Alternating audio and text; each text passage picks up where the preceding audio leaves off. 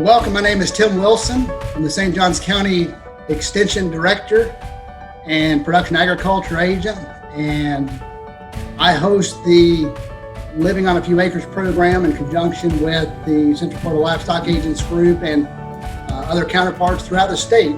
And tonight we have Miss Melanie Thomas. Melanie is the Flagler County Extension Director, and she is also the Family and Consumer Sciences Agent. I've worked with Melanie since 2007, whenever I started working here in Florida. She has a strong background in this field, and I think she's going to be a great resource for you guys.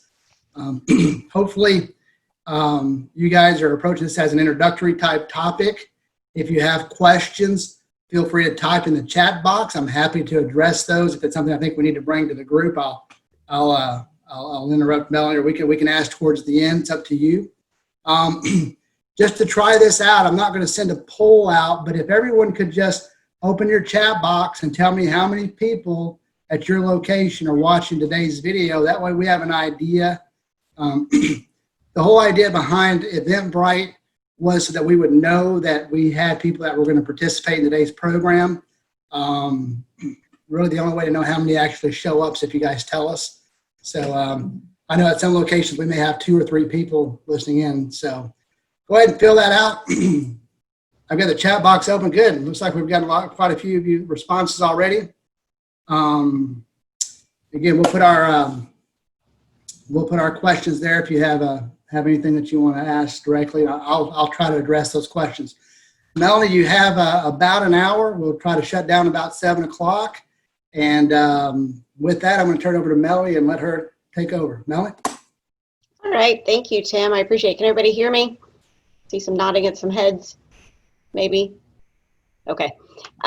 Just wanted to make sure that everybody could hear me. We were having some technical difficulties earlier. As Tim had said, I'm Melanie Thomas. I'm County Extension Director here in Flagler County. I'm not sure if we have anybody joining us right now who is maybe outside of what we kind of consider our Tri-County area of St. Johns, Flagler, Putnam County area.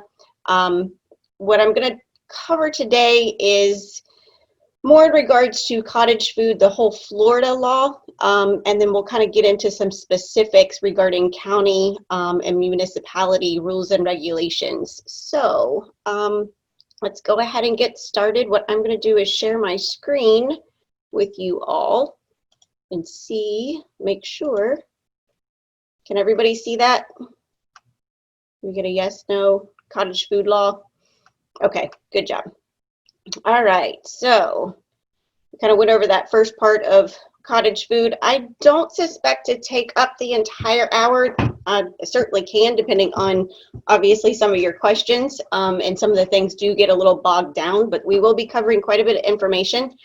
What I will say is, if you have questions as we go through, just type them in the chat box. As Tim said, he can either kind of interrupt throughout, or I'll leave some time at the end so that we can kind of go over some live question and answer here at the end. So if I can advance to the next slide there. Kind of cottage food law, kind of where it all began, this is kind of a flow chart of what we're going to be talking about today. Where it all began here in Florida, the Florida laws versus the county and city requirements that you may face. Some reference definitions when you start getting into cottage food. There are some references and terminology that may get a little confusing for some people, so we want to be clear on some of those definitions. I'll be going over allowable foods through cottage food, the types of foods that are not allowed. I'll give some description on some things that I have seen out in the community on things that may be kind of questionable that try to go through as cottage food that may not necessarily qualify. Processing locations, where you can actually make the food. Labeling requirements based on the law. Sales locations, and then my last screen, I'll have some references for you guys. Since we are recording this and it will be on YouTube at the end. What I can do is also send out those references through an email to everybody if that's something that you would like as well. So, all right. So just right off the bat, kind of where did this all start? It originally, Cottage Food was originally kind of funded in a result from kind of a grassroots push from individuals that have really started pushing to say, you know, hey, we wanted to sell, you know, some canned goods, you know, jams and jellies, cakes. You know, I've got a friend of mine that may, you know, really like my cake, and she wanted me to make it for her wedding. She's going to pay me. Well, before Cottage Food, that technically was illegal to do, because anytime you pass any kind of a financial agreement between, especially when it comes to food and somebody buying it from you, there were some legalities and some food safety issues that were occurring there. So it was originally passed through that grassroots push and was passed in the state of Florida under what we call House Bill 7209 in 2011. So it's been around for almost 10 years here in the state of Florida.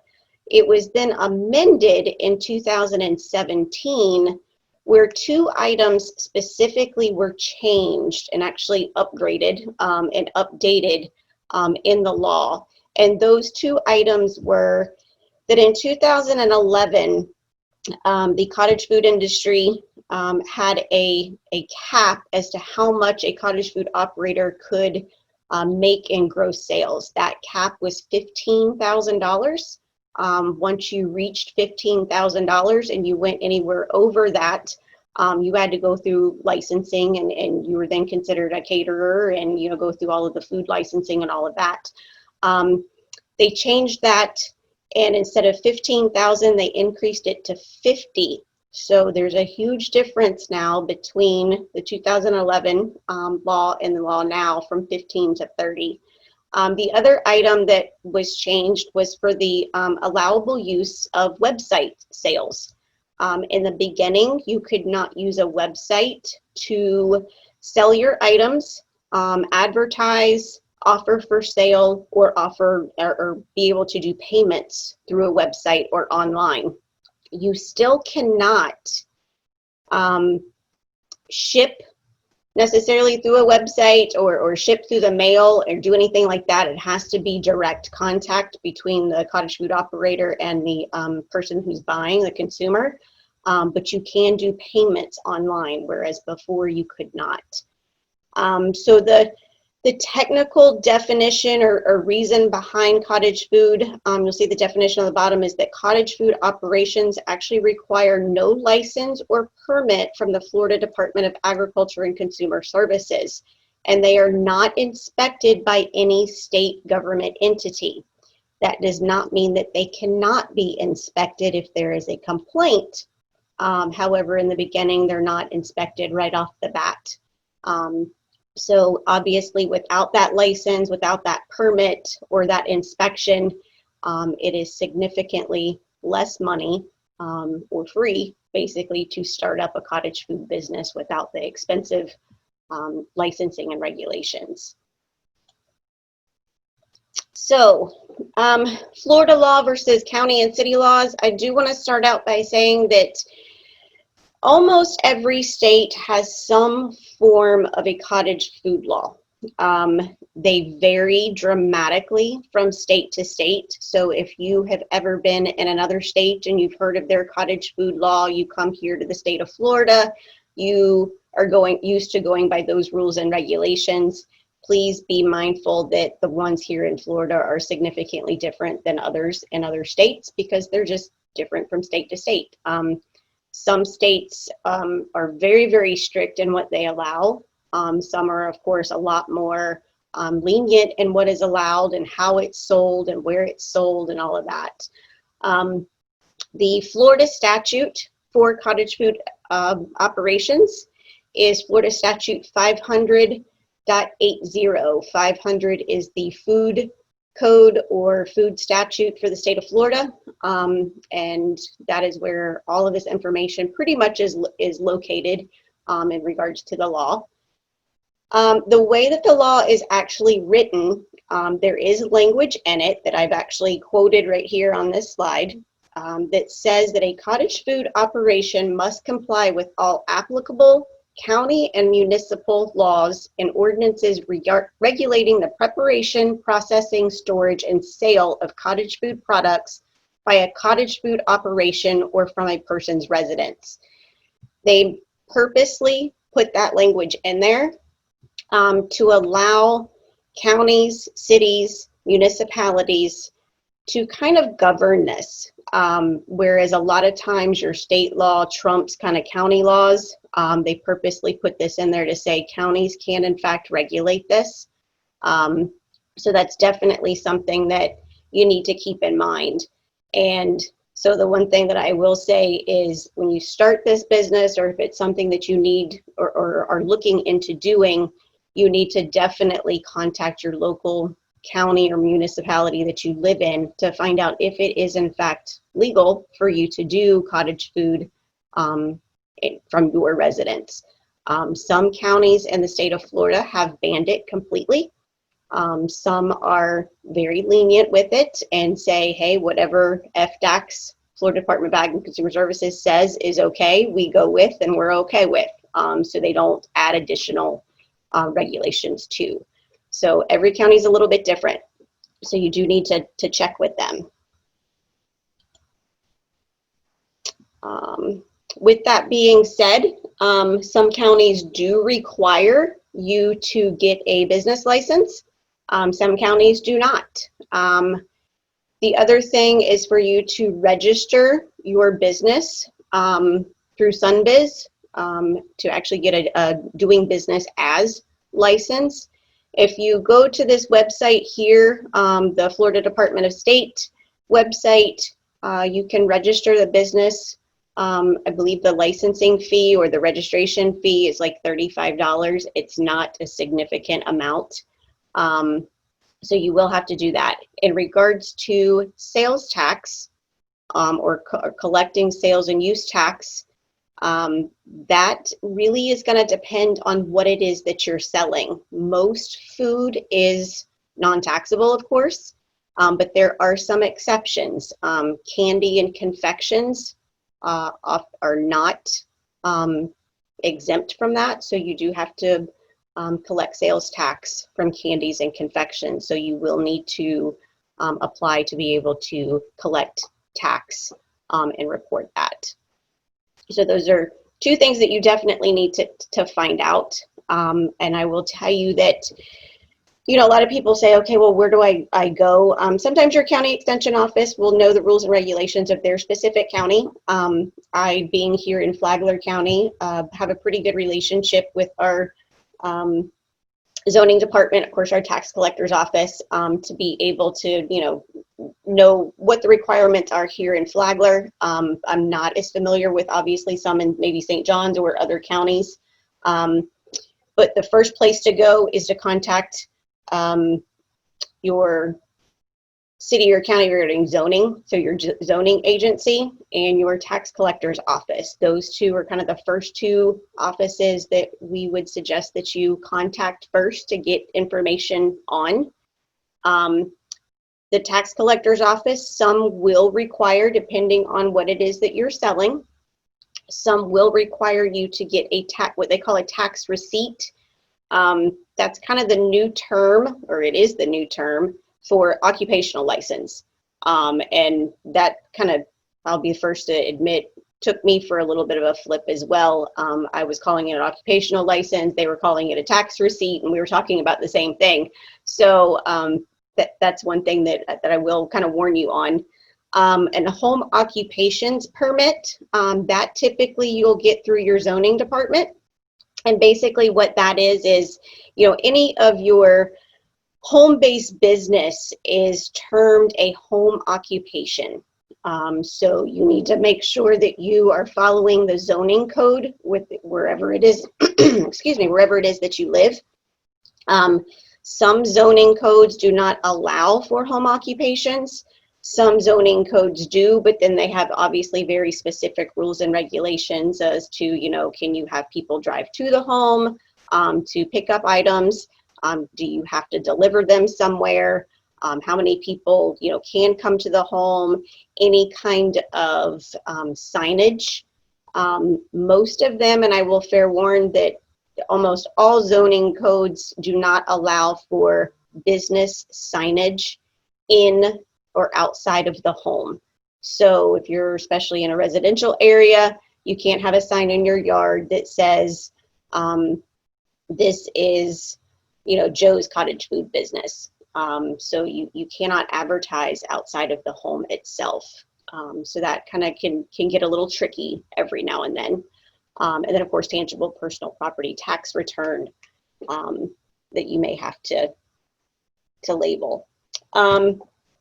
So other than that, making sure that you are definitely contacting those county and city offices to make sure that it is what it is that you're doing. So you kind of have to have a little bit of a business plan. You gotta have to know what it is that you want to do. If you just pick up the phone and call them and say, do you allow cottage food? And they say, well, what is it that you're wanting to do?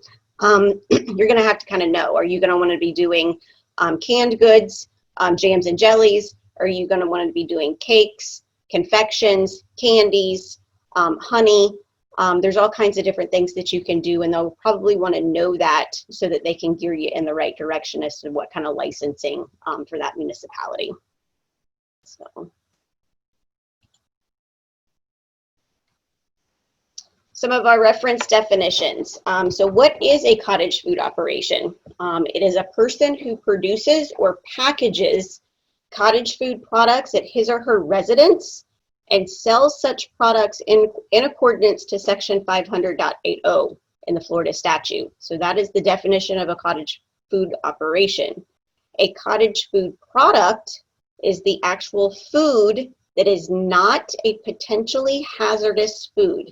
That is a very important terminology here, not a potentially hazardous food, as defined by the FDAX rule, which is sold by the cottage food operation.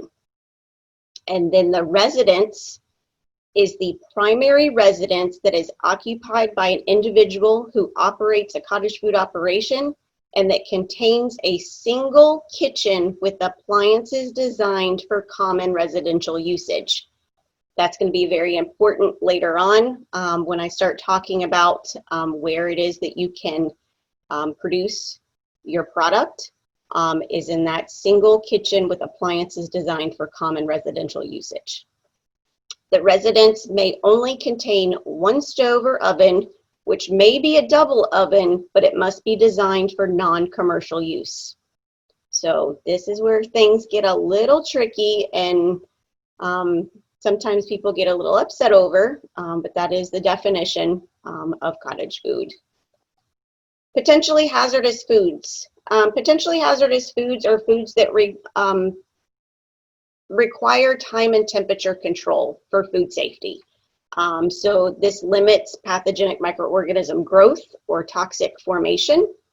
An animal food or a raw or heat treated food. A plant food that is heat treated or consists of raw seeds, sprouts, cut melons, cut leafy greens, cut tomatoes, or mixtures of cut tomatoes that are not modified in a way so that they are unable to support pathogenic microorganisms, growth, or toxic formation, or garlic and oil mixtures that are not modified in a way that are unable to support pathogenic microorganism growth or toxic formation. That is a whole bunch of legal mumbo jumbo and scientific terms sometimes that gets a little over people's heads. But basically what it's a safety issue, obviously, of the food. The products that you will be able to make in a cottage food operation are going to be products that potentially are not going to spoil, go bad fast. They do not need to be refrigerated in order to be able to be safe, which is kind of the tell-all here. So what are some of those allowable foods? The allowable foods are listed here. This the green little slide there, That actually came straight from FDAX. I pulled it right off of their website. The type of products that are allowed are loaf breads, rolls, biscuits, cakes, pastries, and cookies. Those cakes, pastries, and cookies can be a little tricky if they have a buttercream frosting or any kind of a filling that needs to be refrigerated, then they would not be allowed, but otherwise they are.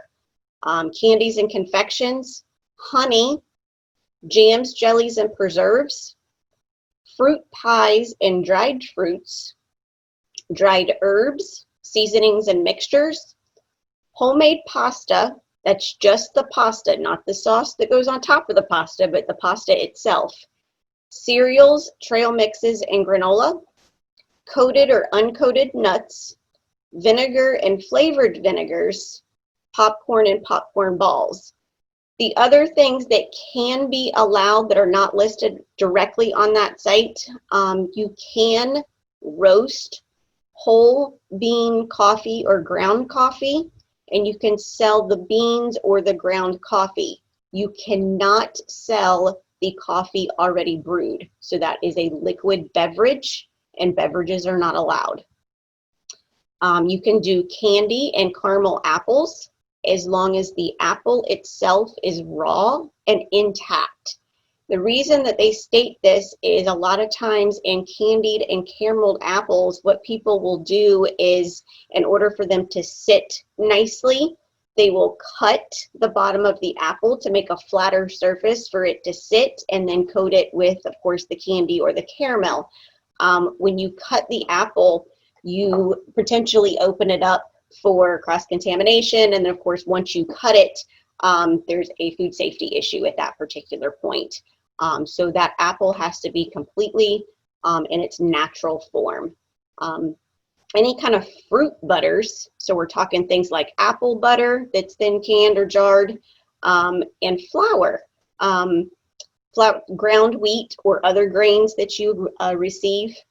If you grind those into a flour, those are acceptable as well.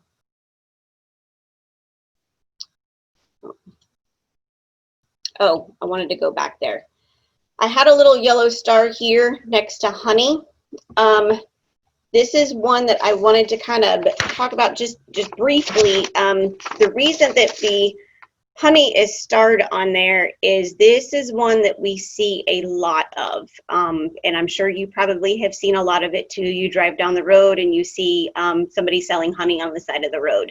That's perfectly legal. It's perfectly fine under cottage food, as long as that honey was harvested from the hives, packaged, and you sell the product yourself.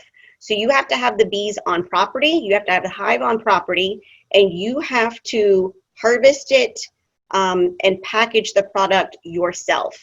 Oftentimes, or sometimes what happens is people will get honey from a wholesaler, they'll buy it in bulk, and then they put it into smaller jars and then try to sell it that way. That is not considered cottage food. You are then considered a processor at that particular stage, and that would need a license.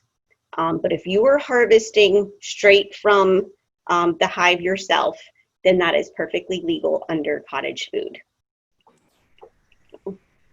Melanie, we had a question about eggs. Eggs. Eggs do not fall under cottage food. Eggs is not considered a cottage food product.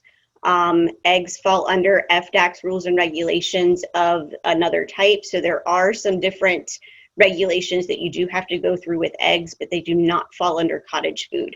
I can look up those regulations and get that back to participant, whoever it is that was asking those questions, but those are not allowed under cottage food law. They are allowed under other things, and we can get that proper information, but not under cottage food. That makes sense? Okay. Some of the non-allowable foods. This seems like a tremendously long list. And you'll see right on here, about halfway through that slide, it says ones that are not allowed under cottage food: eggs, eggs, milk, and dairy products, including hard, soft, and cottage cheeses and yogurts. Those are not allowed under cottage food. Other ones are salsas, barbecue sauces, ketchups, and mustards. This one I personally see often, unfortunately. Typically it's at farmers markets and things of that nature, where somebody will try to put a cottage food operation label on specifically barbecue sauces and salsas. Those are not allowed. They are considered potentially hazardous foods because they are not, they're jarred, and I'll kind of get into canning in a few minutes and kind of tell you what the difference is between there and why those are considered potentially hazardous. Canned fruits and vegetables, chutneys, vegetable butters. I spoke earlier in regards to fruit butters, but vegetable butters, such as like a pumpkin butter, is not allowed. Fish or shellfish products, those are different licensing requirements. That's not under cottage food. Canned pickled products. This is another one that I see often, unfortunately, and that is pickles and sauerkraut. Trying to go through cottage food. That is not allowed under cottage food operation.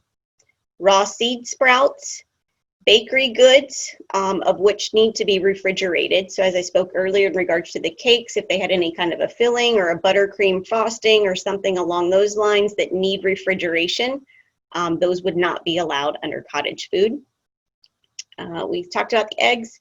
Cut fresh fruit or raw vegetables or cut vegetables.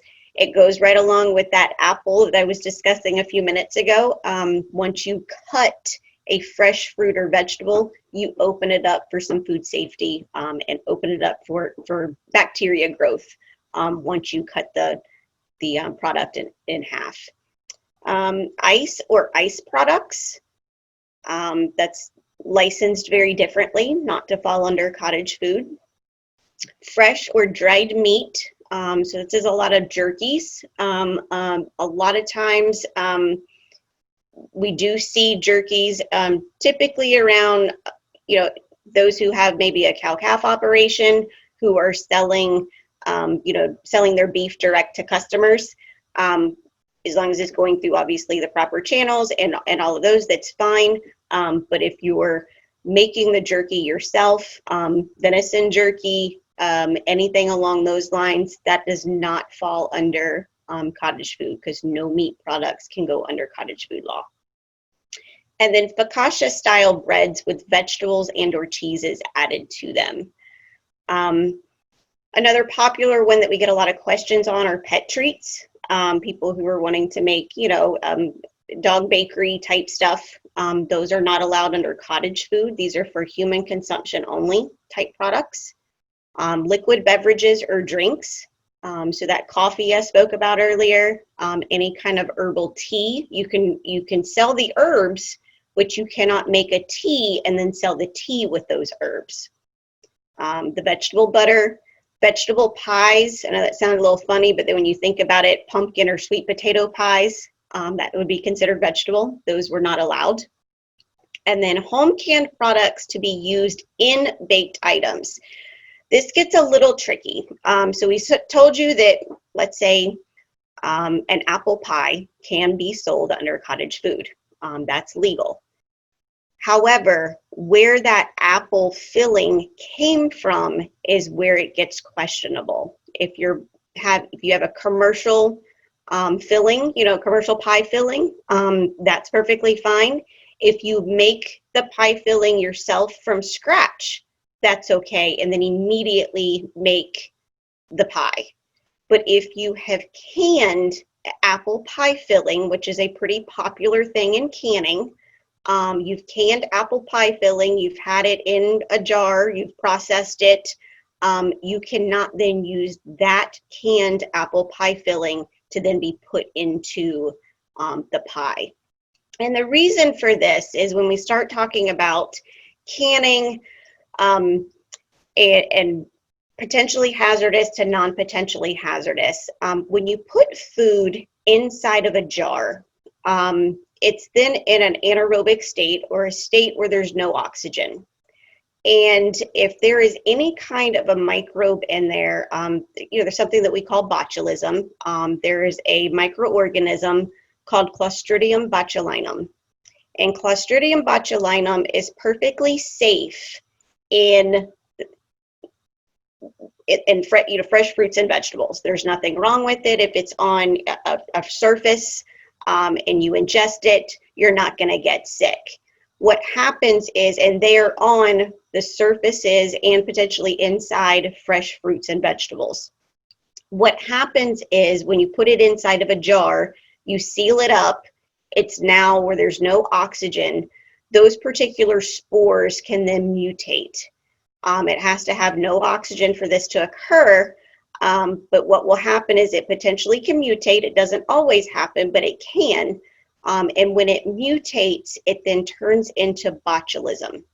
Botulism poisoning, unfortunately, is a little bit more common than we like to think. But what will happen is botulism is colorless, it's odorless, and it's tasteless. There's only 2 ways to kill that Clostridium botulinum spore, and that is with acid or heat of 240 degrees. So in order to kill at 240 degrees, you have to put it under pressure, and then the pressure will rise in order to heat the inside of that jar to 240 degrees to kill that spore so that it does not mutate. Or acid. That is why your fresh fruits and vegetables or your canned jams and jellies and things of that sort that have fruit are acceptable under cottage food. It's also why vegetables are not, because vegetables are considered low acid, not high acid. They have no acidity in them to be able to kill that botulism spore. So they have to then be modified or add vinegar to or add high heat to in order to kill. And anything that has to be modified is not allowed under cottage food. So that's kind of a little bit of a brief explanation as to why kind of the thought process is on the canned goods. It gets a little tricky sometimes. That's why salsas, barbecue sauces of that sort cannot be sold under cottage food, because they have to be modified by adding vinegar to that base in order to make it to where it's not going to potentially get or have botulism later on. Processing locations. You must process your food in your primary residence with the appliances designed for common residential use. You cannot use an outdoor kitchen. We get this a lot of questions on this. Okay, I have a shed or a barn on my property. I have maybe even a small cottage or a small mother-in-law suite, maybe that's not attached to my primary residence, but it's on my same property. That kitchen cannot be used for cottage food. It has to be the kitchen that is in the home that you basically homestead and in your primary residence that you sleep at. Secondary homes, vacation homes, motor homes do not qualify if they are not your primary residence. So that is very tricky sometimes. The other thing is a lot of people want to use a commercial kitchen. So they'll say, oh, I've got a friend that's got a commercial kitchen. I'll just use their commercial kitchen because they have, commercial grade appliances and I can get things done a whole lot faster. A commercial kitchen is not allowed in cottage food. No commercial grade appliances are allowed in cottage food. What happens is a standard sink in a standard kitchen is not built and is not large enough to clean a lot of times the commercial grade appliances, such as your big mixers and those kinds of things. So they have ruled that no commercial grade appliances are allowed. I gave this for Tim's benefit. Not your local county extension office. Many of our offices in county extension offices, we have kitchens for demonstration purposes. They, of course, have them for a lot of our food prep classes and those kinds of things. They are not allowed to be used for cottage food. So a lot of times people will want to use our kitchens, or they call us up, can we use your kitchen, so that we can then make our product and then turn around and sell. That is not allowed. So that is one thing that we do get a lot of questions on in Extension. So you do have to use your primary residence kitchen. Labeling requirements. They're very specific with the labeling requirements on cottage foods, and these labels must be affixed to all products. So the first thing, very important, is right across the top. This is an example of the label that you would need to have in 10-point font, and they're very specific about this. It needs to be a 10-point type font that states, made in a cottage food operation that is not subject to Florida's food safety regulations. The reason that you need to put this on there is because you need to warn your consumers that this particular product was in fact made in a home that is not inspected. There's a lot of people out there who have compromised immune systems, who have to be very, very careful about where their food comes from and where it's made at.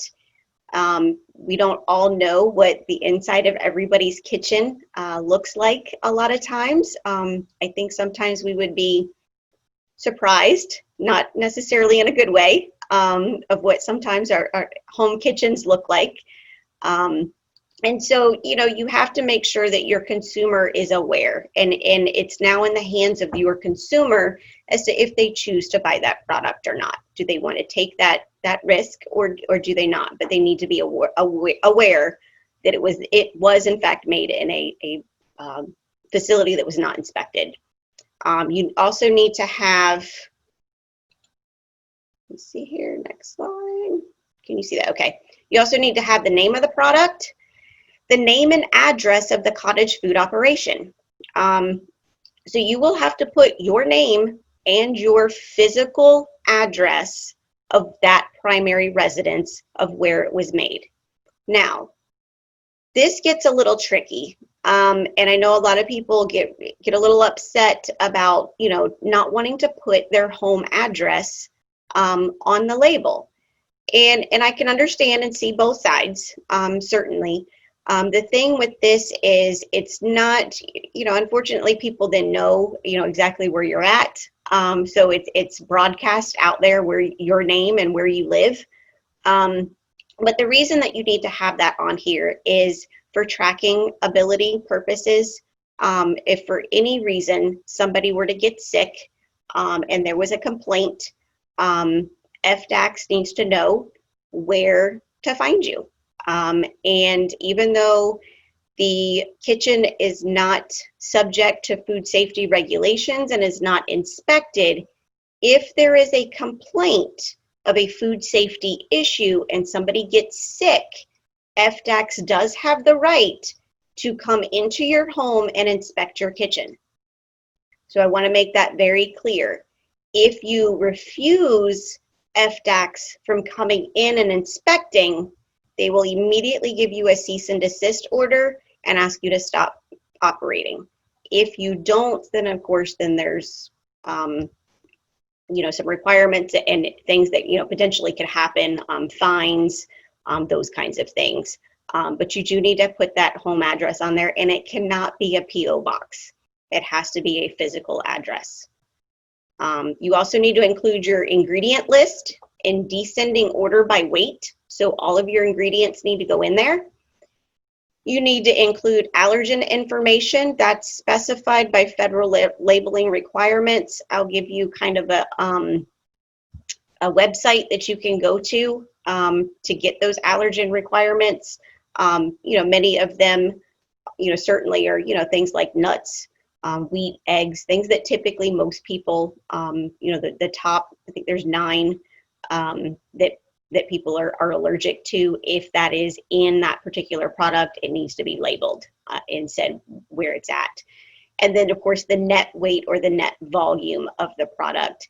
Keep in mind that this particular label has to be put on all products.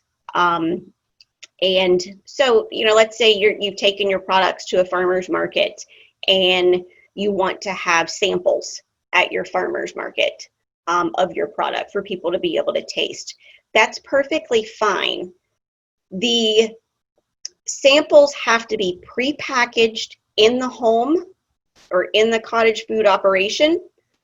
They have to be pre-packaged there and then taken to wherever it is that you're wanting to have those samples. Say it is at a farmer's market. You don't have to have the label on those samples, but you do need to provide a full product with a label on it. So let's say it's a cake. You need to have the cake there, pre-packaged with a label on it, and then the samples packaged individually in front of that whole cake. So where can you sell? You can sell in your home, provided that that is okay with all of your zoning laws and regulations. So you've made the product in the house, somebody comes over, buys the product from you, and then leaves. So you can sell it direct from your home. You can sell it in a farmer's market, provided that you have no other food items in your space that require a food permit, and provided that the farmer's market does not require you to have a food permit.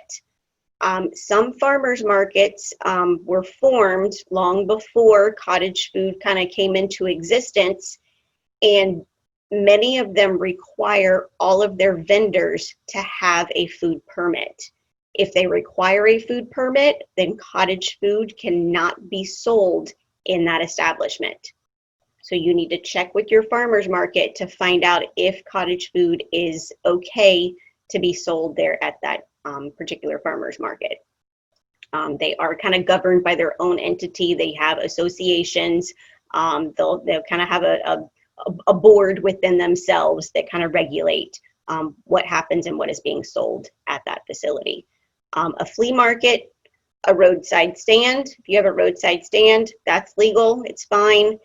And special events. And when I talk about special events, I'm talking about, let's say you're doing jams and jellies.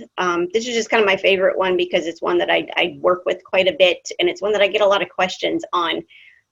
People are doing jams and jellies, and say there's a wedding, and someone is wanting to use the small little jams and jellies as party favors for a wedding, table decorations, whatever.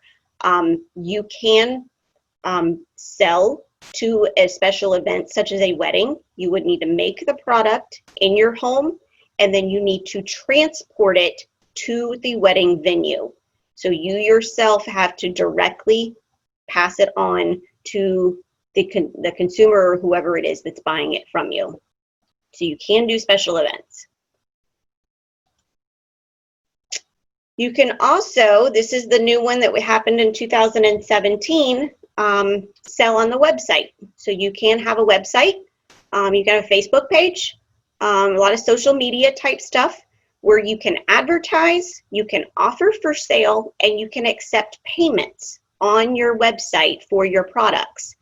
The items may not be delivered by mail, so you cannot ship, you cannot especially ship or deliver to a product that's in maybe another state. A lot of times, I used to work in the Duval County, Jacksonville office, and sometimes, there's areas that are very close to the Georgia line, and people would want to sell to consumers in Georgia. That's not allowed. It has to stay within Florida. So it must be delivered directly to the consumer or the consumer's private event, like I said, such as the wedding, the fair, whatever it is that, you're getting that special event, birthday party, those kinds of things. But you can advertise, offer for sale, and accept payment through your website.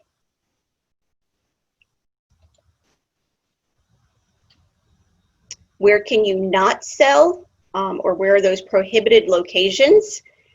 Any establishment that a food excuse me, a permitted food establishment. A permitted food establishment cannot sell cottage food.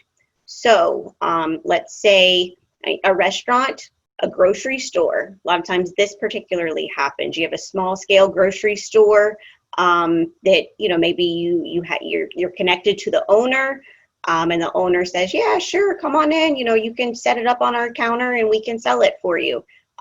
That's not legal. That permitted food establishment, everything that is sold in and out of that establishment has to be permitted and falls under that permitted food establishment's license. So anything that is not permitted or is made in a cottage food operation that is not inspected would not be allowed. Restaurants certainly cannot sell cottage food. Cottage food cannot be sold to a wholesaler, a broker, or a distributor. So you can't sell in big, huge mass quantities to a wholesaler to then be, you know, do whatever to. And then storefronts. Say you own your own store, you own like a little antique shop or something along those lines, and you want to sell your cottage food within that store, that would not be allowed. So it has to be direct to you, farmers markets, roadside stands, person to person in your home, those types of establishments. So some of our references that we kind of talked about, what I can do, I know it's probably kind of hard to kind of either jot these down or see these. We will print this and send it to you through email through the link that you provided when you signed up for this particular program. But these are great websites. The FDAC's Cottage Food website, that particular one is a really good reference. Of course, it has all the rules and regulations.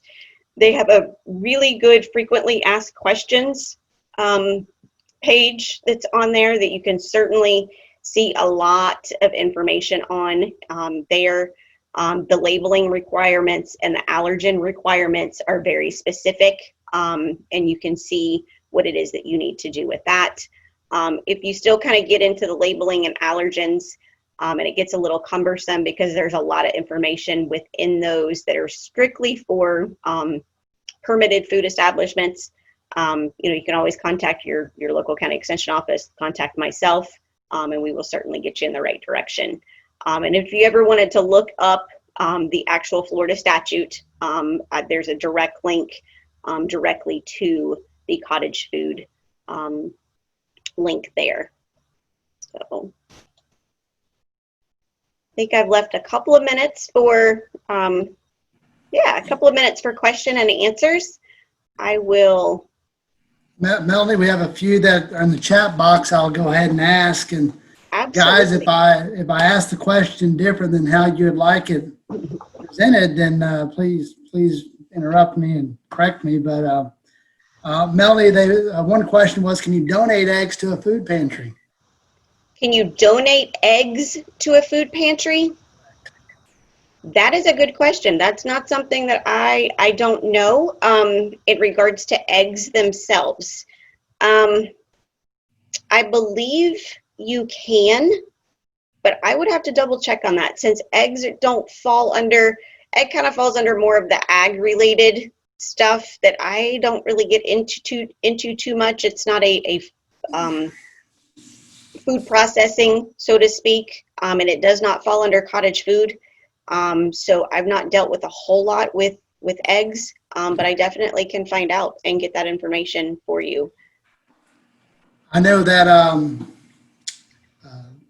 some folks that I know that do have chickens, they give the eggs away, but I don't believe they sell them. But again, just like Melanie, I'm an ag agent for you guys that don't know me. I'd have to double check too. So it's not a question I get very much, very rarely. Another question I have. Food safety issues with eggs, but as far as the legality of selling and donation, I would have to double check on. Right, right. And again, even with the donations, let us check on that because Absolutely. different states, different rules. My family, we spend a lot of time in Vermont, New York, and Massachusetts during October. And some of those states you can find eggs for sale. Some of them you can find cheeses for sale, and different state law. I mean, it's different Department of Agriculture, different rules. And that's why everything that Melanie's talking about is for the state of Florida and not Georgia or Alabama or anywhere else. Which goes to the next question. Melanie says, can you get us information on artesian cheeses? Okay, I can definitely get you information. I need to know, I guess, more specific what kind of information you're wanting. If your question is in regards to cottage food with artisan cheeses, I can tell you that that's not allowed because no type of cheeses are allowed under cottage food. That would actually have to be a licensed food producer. And so we can get you some information in regards to that for sure, but that would not fall under cottage food. All right, last question in the chat box, Melanie. It says you can sell at a market, correct? So a marketplace for a vendor setup is allowed. As long as it is okay with that market, yes, absolutely. You need to check with that market and find out from their governing dependent, how they're set up. Some markets, the way they were set up years ago, and if they still kind of hold those same rules and regulations, require a food permit. So if they require the food permit, then you would not be able to sell at that particular market. But if your market does not require a food permit, then you absolutely have every right to sell cottage food at a market. Yes. And it's actually very, very, very common with cottage food. I know here in Flagler County, I live in St. Johns County. I used to work in Duval County. So I've been to plenty of farmers markets in my lifetime, and I see them quite frequently. I do know of a few that do require that food permit. But yes, cottage food is definitely okay at markets. Sometimes you'll see them. I don't know if any of you are familiar with the big arts festival in downtown Jacksonville that's typically under the bridge. It's on like every Saturday, I think during the fall time. That's a very popular place for a lot of cottage food. So your arts fairs that are typically set up on the weekends, a lot of times you will find cottage food at those events too. But do we have any more questions that we want to ask Melanie before we wrap up tonight? Well, okay, if not, then Yeah, I got one if you got a second. Sure. Go ahead. Yeah, really quick. Although the list of prohibited items under cottage food laws is fairly extensive, It is. everything that you mentioned can still be produced and sold. It just has to be licensed. Is that a correct statement? That is absolutely correct. Everything that's on there, anything food-wise can certainly be produced and sold as long as you go through the proper licensing and requirements. Some of them require obviously a commercial kitchen that you would then have to rent. Some things, especially when it comes to canned goods, if it's your own, I run into this, I do a lot of food preservation, so I do a lot of canning. And taught a lot of canning. I used to run the canning center out of the Duval County office. So that canning center that the city of Jacksonville owns and operates, I ran that for the last 7 years. So I'm very familiar with this. But with that particular operation, with canning, if it's a home recipe that you've made up yourself, particularly like a barbecue sauce or salsa, which we used to get a lot of, what you then have to do is you have to get proper permitting. That then has to be made in a processing facility or a commercial kitchen, but it also has to go through, that recipe has to go through something called a processing authority, and you submit the recipe to a processing authority. They then take that recipe and they make it basically, and they test it for many, many, many different things and many different times to determine the exact amount of ingredients and the exact amount of time and pressure to be able to give you a safe product. And then that batch, so to speak, has to be reproduced the exact same way every single time. And then that goes through licensing and all of that kinds of stuff. So everything that's on that list can certainly be sold. It's just a matter of what kind of licensing and in what direction. Do you go through DBPR, which is the Florida Department of Business and Professional Regulation? Do you go through FDACS, Florida Department of Ag and Consumer Services? So each entity governs a different subject area, but we certainly, if you have something very specific that's not on that, or that's on one of that not allowed list, get with me and we can get you in the right direction to get you in the right, licensing information. Thank you, and will do. Just need your contact information. I'm sure Tim has it. Thank you. Absolutely, no problem. One more question we have, and I'm hitting enter right now, is how many canning centers are there? Do you know? I know we don't have one in St. John, so I know not every office has one. Yes. The city of Jacksonville was the only one in the state for the last several years. Citrus County just opened one, but it is not to the commercial standards. It's a little bit more for a home use standard canning facility. The Jacksonville office, the equipment that is in the Jacksonville office, I'll be the first to say is extremely old, and it's commercial grade equipment. So consumers that go in, they rent the facility, but there are individuals that are licensed, that have gone through better processing control school, that actually do the canning. You actually put it all together, and then specialized licensed individuals have to do the canning because it is in commercial grade equipment. So it's not something that you can do yourself. One of the questions I saw in there is because people would like to learn how to can. I do home food preservation canning classes. I used to do them in the Duval County Extension office. I just moved here to the Flagler office about 4 or 5 months ago. So I'm new to this office, but we will be doing canning classes here in this office. We have done a couple of webinars over the last last month or so because of obviously what we're going through right now.